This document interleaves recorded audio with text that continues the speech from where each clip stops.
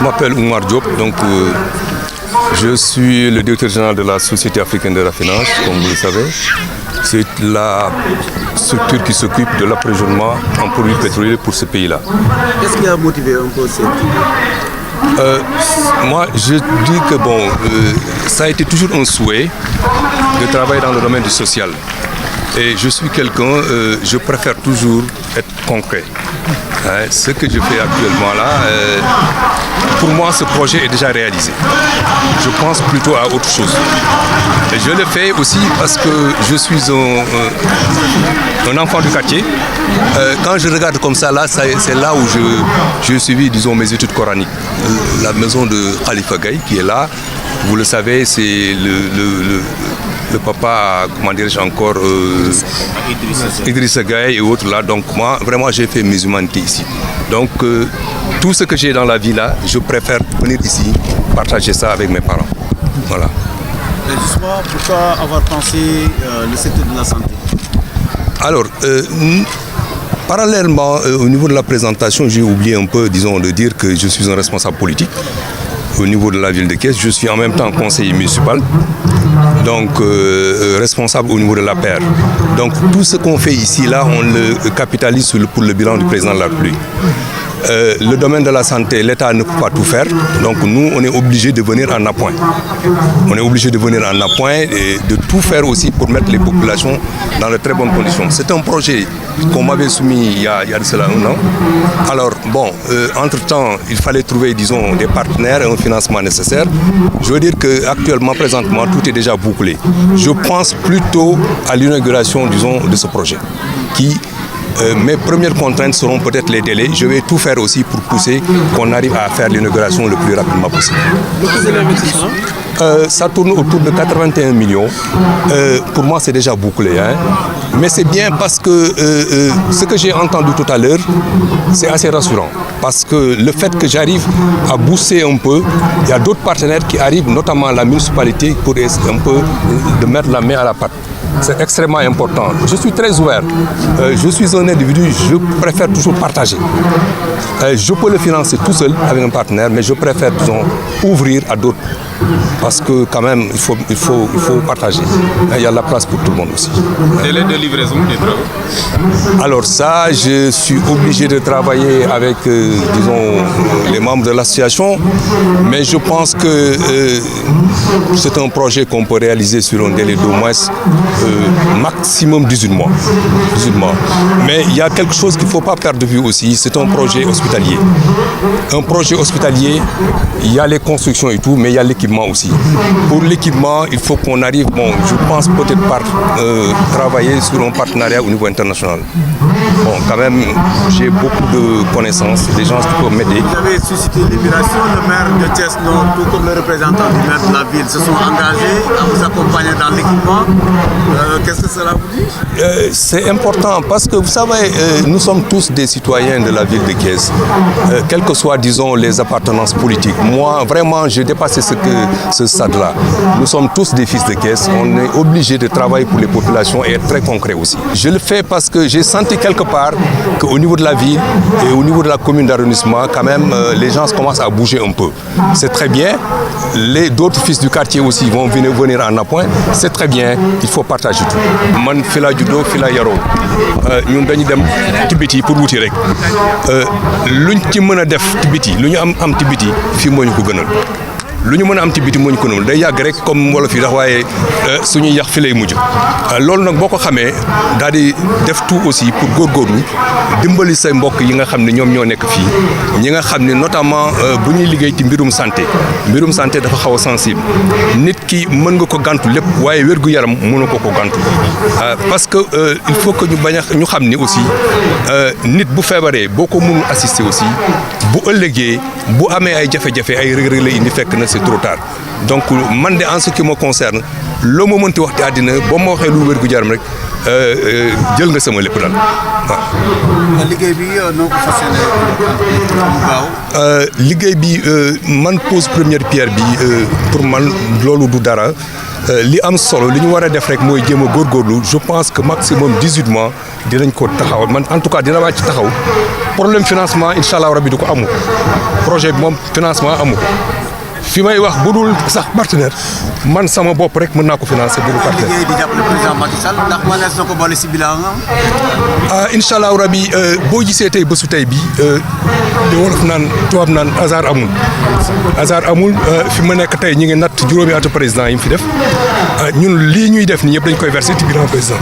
parce que ñëpp ràññee nañu li mu def ci réew mi ñun ku ci nekk sa modeste contribution rek ngay def waaw lii may def nii yëpp dama koy def aussi pour jàppale président de la République ñun ku ci nekk foo nekk rek dañ koy daf la fa teg pour nga liggéeyal sa réew liggéeyal sa réew boo gisee xëy na langue politique bi maa ngi langue politique bi am na yoo xam ne ñu bari duñu ko gis parce que li may liggéey moo xaw a compliqué. lii ndax mën nañ ko sotti ci modernisation des cités religieuses kon.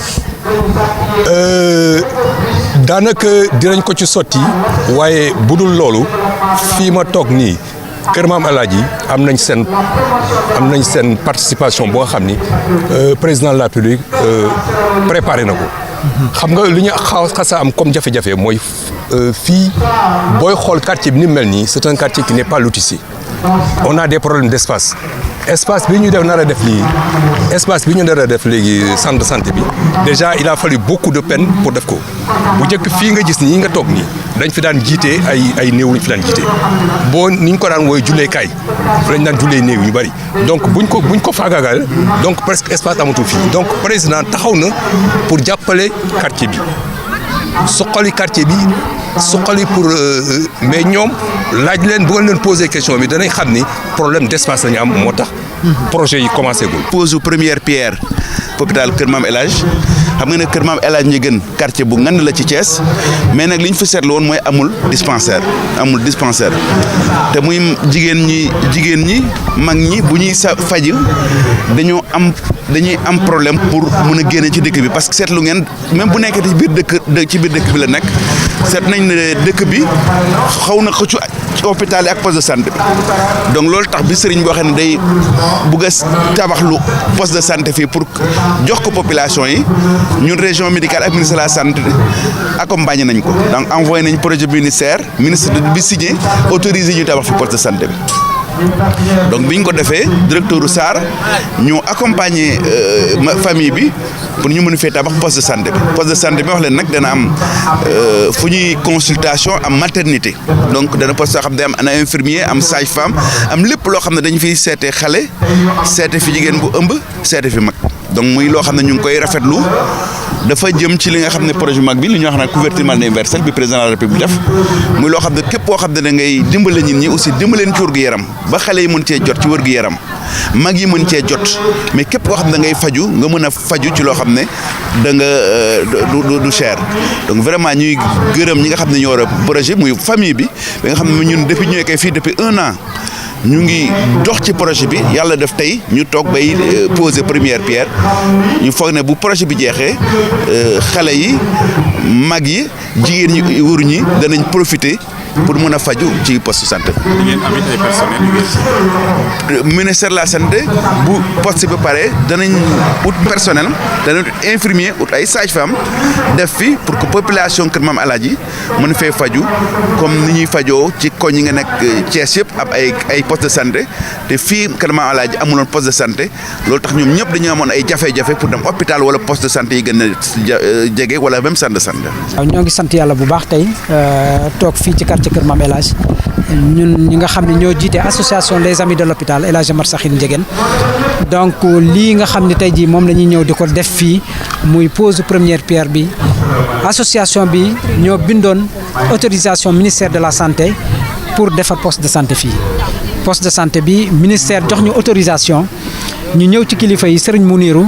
Maam Abdou Aziz ñi nga xam ñooy kilifa dëkk bi ñu wax leen ni am nañ projet ministère jox nañu autorisation ñoom ñu jox ñu site maanaam fi nga xam ne fi ñuy defee poste de santé bi te fii biñ ko fi buggee def depuis 2002 ñoo ngi ko bëggoon a def waaye yàlla def ñu am autorisation bi ñun association bi kilifa yi jox ñu site boobu moo tax ñu ñëwaat ci site boobu pour fas yéene tabaxal population bi Kër Maam Alaaji poste de santé bi. taxawaay boobu ci jàppandalu ban partenaire la.